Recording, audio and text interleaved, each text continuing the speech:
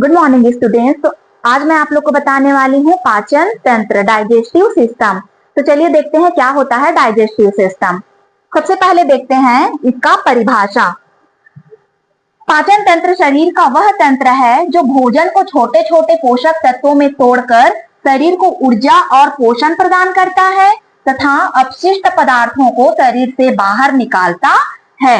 मतलब ये क्या करता है, भोजन जो हम ग्रहण करते हैं उसको छोटे छोटे टुकड़ों में तोड़ता है, उसके बाद हमारे शरीर को आवश्यक पोषक तत्व प्रदान करते हैं।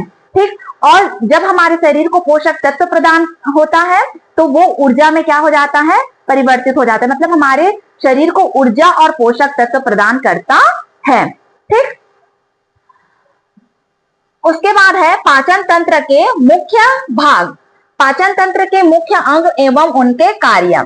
तो सबसे पहला है एलिमेंट्री कैनाल, आहार नाल। यह क्या होता है, 8 से 9 मीटर लंबी नली होती है जो माउथ से शुरू होकर एनस पर समाप्त होती है। 8 से 9 मीटर लंबी होती है और यह हमारे माउथ से शुरू होकर एनस पर समाप्त होता है। ठीक,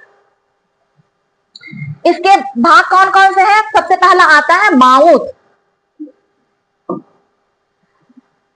पाचन की प्रक्रिया यहीं से शुरू होती है। ठीक, दांत भोजन को चबाकर छोटे टुकड़ों में तोड़ते हैं। दांत क्या करता है, भोजन को छोटे छोटे टुकड़ों में तोड़ देता है, उसके बाद वहीं पे हमारा लार बनता है। तो लार में क्या होता है, भोजन को मुलायम बनाती है और कार्बोहाइड्रेट के पाचन की शुरुआत करती है। लार में क्या होता है, भोजन मिक्स हो जाता है, उसके बाद ये क्या करता है, कार्बोहाइड्रेट जो हमारी बॉडी में बनता है उसको अवशोषित करता है और आगे भोजन को लुगदी फॉर्म में बनाकर आगे भेजने का काम करता है। ठीक, देन उसके बाद है फेरिंग्स। फेरिंग्स माउथ के बाद आता है। फेरिंग्स क्या करता है, यह मुख और अन्न नली के बीच का भाग होता है, भोजन को अन्न नली तक पहुंचाने का कार्य करती है। फेरिंग्स क्या करेगा, भोजन को अन्न नली, मतलब फेरिंग्स के बाद क्या आता है, अन्न नली आता है, तो वहां तक पहुंचाने का कार्य करती है, जिसे हम ईसोफेगस भी कहते हैं। ठीक है, नेक्स्ट हमारा आता है अन्न नली ईसोफेगस। ईसोफेगस क्या होता है, यह 25 सेंटीमीटर लंबी होती है। ठीक, इसकी लंबाई 25 सेंटीमीटर होती है। यह एक मांसपेशीय नली होती है, मतलब ये जो अन्न नली है वो पूरा मांसपेशियों का बना हुआ होता है। इसमें होने वाली पेरिस्टेल्सिस मतलब कि तरंग जैसी गति होती है, इसमें अंग नली में तरंग जैसी गति होती है जो भोजन को आगे भेजने में हेल्प करती है। ठीक, मतलब भोजन को कहां भेजती है, ये अमाशय में भेजती है। अब आ जाइए अमाशय। अच्छा, तो अमाशय में क्या होता है, इसमें हाइड्रोक्लोरिक एसिड बनता है और एंजाइम भी बनते हैं। हाइड्रोक्लोरिक एसिड और एंजाइम बनते हैं जो कि क्या करता है, भोजन को देखते हैं यहाँ पे HCl एसिड। HCl एसिड क्या करेगा, जीवाणुओं को नष्ट करने का कार्य करेगा। ठीक, उसके बाद है पेप्सिन। इसमें पेप्सिन भी बनता है हमारे स्टमक में। तो पेप्सिन क्या करेगा, प्रोटीन का पाचन करने का कार्य करता है। उसके बाद आता है म्यूकस। म्यूकस भी क्या करेगा, पेट की दीवार की सुरक्षा करता है। मतलब स्टमक में जो पेट की दीवारें होती हैं, है ना, तो उसको क्या करेगा, यह सुरक्षा प्रदान करेगा। म्यूकस पेट की दीवार की सुरक्षा प्रदान करता है। ठीक, उसके बाद क्या होता है, और अमाशय में और कौन सी क्रियाएं होती है, भोजन को मथ कर अर्ध तरल रूप में बदलता है। भोजन की जो मथने की क्रिया होती है वो यही होती है अमाशय में ही। ओके, देन उसके बाद नेक्स्ट है, यहाँ गैस्ट्रिक जूस बनता है। गैस्ट्रिक जूस क्या करेगा, प्रोटीन के पाचन में सहायता करता है।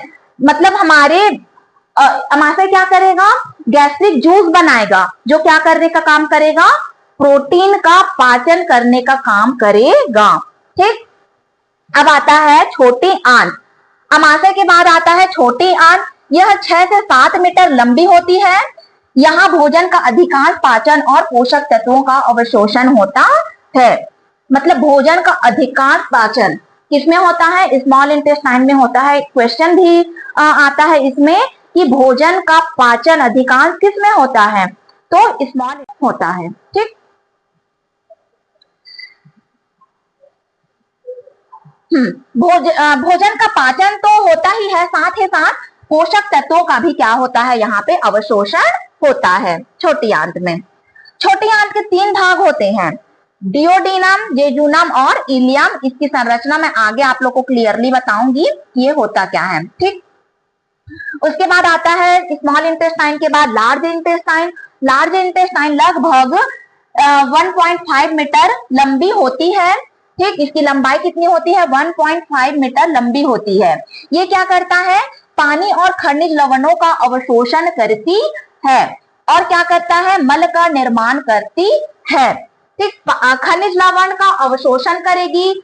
उसके बाद क्या करेगा, यह जो मल होगा, है ना, मतलब जो हमारा फूड है वो तो स्मॉल इंटेस्टाइन में क्या हो जाएगा, अवशोषित हो जाएगा। जो आवश्यक पदार्थ हैं वो अवशोषित होगा और जो अनावश्यक है, मतलब हमारी बॉडी के लिए वो यूजेबल नहीं है, तो उसको क्या करेगा, बड़ी आंत बनाकर रखेगा, मतलब मल बनने की क्रिया जो होगी वो यहीं पास होगा, ठीक। उसके बाद बड़ी आंत में और क्या क्या चीजें पाई जाती है, बड़ी आंत के 3 से 4 भाग होते हैं, सीकम, कोलन, रेक्टम और एनस, ठीक। तो इसके जो मेन है वो है रेक्टम और एनस। रेक्टम क्या करता है, मल को कुछ समय के लिए संग्रहित करता है। यहाँ पे जो मल है, मतलब अनडाइजेशन जो फूड है वो यहीं पास रहता है, कहाँ पास, मलाशय में, ठीक, थोड़े समय के लिए। देन उसके बाद एनस के थ्रू वह क्या हो जाता है, बॉडी से आउट हो जाता है, मतलब मल को शरीर से बाहर निकालने का कार्य करती है, कौन, एनस, ठीक। तो ये तो हो गया मेन, जहां पे भोजन इस रास्ते से होकर गुजरती है। उसके बाद एक्सेसरी ऑर्गन्स भी पढ़ लेते हैं। एक्सेसरी ऑर्गन्स मतलब होता है सहायक अंग। तो कुछ सहायक अंग भी होते हैं जो भोजन की पाचन में महत्वपूर्ण भूमिका निभाते हैं, ठीक। जैसे कि सलाइवरी ग्लैंड, लार ग्रंथियां। तो यहाँ पे क्या होता है, जाहिर सी बात है लार ग्रंथियां है, मतलब कि यहाँ पे क्या होगा, लार का निर्माण होगा, है ना, लार का निर्माण करती है और पाचन की प्रक्रिया शुरू करती है। पाचन की प्रक्रिया में यह लार ग्रंथियां हेल्प करती है। दूसरा है लीवर। शरीर की सबसे बड़ी ग्लैंड होती है। क्वेश्चन पूछा जाता है कि शरीर की सबसे बड़ी ग्रंथि कौन सी है, तो कौन सा है, लीवर है, ठीक। यह क्या करता है, पित्त रस बनाता है जो वसा के पाचन में मदद करता है। बाइल जूस बनाएगा, यही बाइल जूस क्या करेगा, वसा के पाचन में हेल्प करता है, ठीक। उसके बाद आ जाइए गॉल ब्लैडर। गॉल ब्लैडर भी एक्सेसरी ऑर्गन्स में आता है, जो कि लीवर के पास ही होता है, गॉल ब्लैडर, है ना। इसका क्या काम होता है, जो लीवर ने जो पित्त बनाया है उसे क्या करेगा, ये गॉल ब्लैडर क्या करेगा, जो पित्त बना हुआ है उसको संग्रहित करने का काम करता है। यकृत द्वारा बनाए गए पित्त रस को यह संग्रहित करता है और आवश्यक पड़ने पर इसे छोटी आंत में भेजता है। तो ये हो गया पित्ताशय का काम। देन नेक्स्ट हम देखते हैं अग्नाशय, पैंक्रियाज। पाचन एंजाइम जैसे एमाइलेज, लाइपेज और ट्रिप्सिन बनाता है। ये एंजाइम कार्बोहाइड्रेट, प्रोटीन और वसा के पाचन में सहायता करते हैं, ठीक। पैंक्रियाज क्या करता है, एंजाइम बनाने का काम करते हैं और कुछ एंजाइम्स यहाँ पे दिया गया है, एमाइलेज, लाइपेज और ट्रिप्सिन।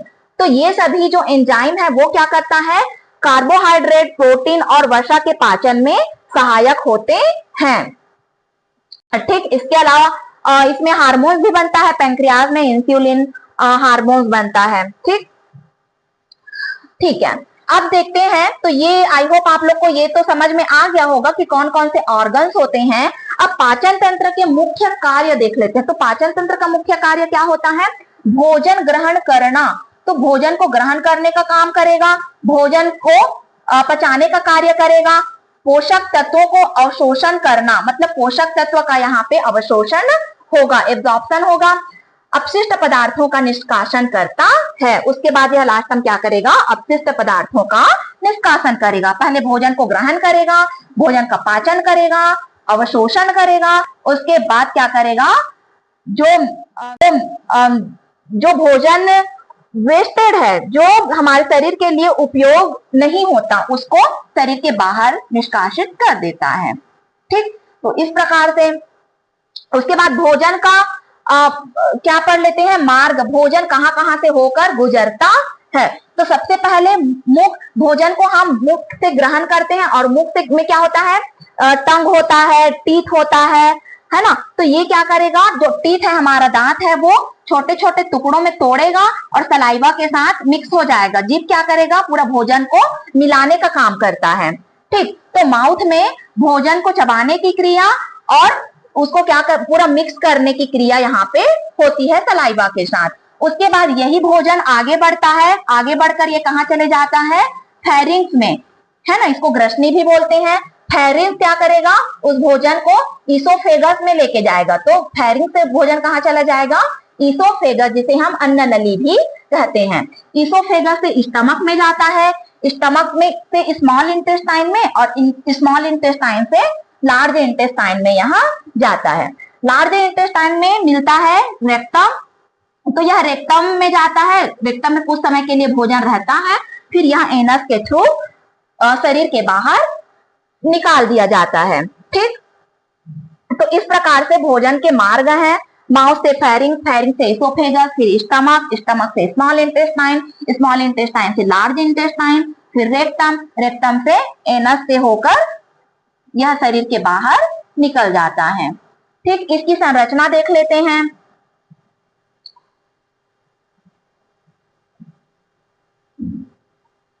देखिए, सबसे पहला माउथ भोजन को ग्रहण करेगा, ग्रहण करने के बाद यहाँ पे क्या मिलता है, लार ग्रंथियां मिलती है ना। तो ये लार ग्रंथियां क्या करेगा, भोजन के साथ मिक्स हो जाएगा और उसे भेज देगा कहाँ, फेरिंग्स में। फेरिंग से जो भोजन है वो कहाँ जाएगा, सीधे हमारे ईसोफेगस में। ईसोफेगस को अन्न नली भी कहा जाता है। ठीक है, तो अन्न नली से होते हुए भोजन कहाँ पे आ जाएगा, अमाशय में। ठीक, अमाशय में HCl क्या बनता है, HCl एंजाइम बनता है, जो कि भोजन को आगे भेजता है। ठीक, तो अमाशय से भोजन कहाँ चले जाएगा, डिओडिनम से होते हुए स्मॉल इंटेस्टाइन में चला जाएगा। स्मॉल इंटेस्टाइन से यह लार्ज इंटेस्टाइन में आता है। अब लार्ज इंटेस्टाइन से यह रेक्टम, और रेक्टम से फिर एनस के थ्रू बॉडी के बाहर आउट हो जाता है। ठीक, तो इस प्रकार से भोजन की क्रिया होती है, भोजन की पाचन की क्रिया।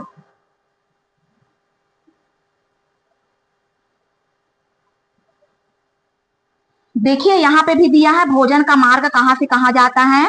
ठीक, मुंह से अन्न नली, फिर अमाशय, फिर छोटी आंत, बड़ी आंत, रेक्टम, फिर एनस। तो इस प्रकार से भोजन गुजरता है। तो ये हो गया पाचन तंत्र की क्रिया। आई होप आप लोग को अच्छे से समझ में आ गया होगा। ठीक, मिलते हैं नेक्स्ट वीडियो में। Thank you.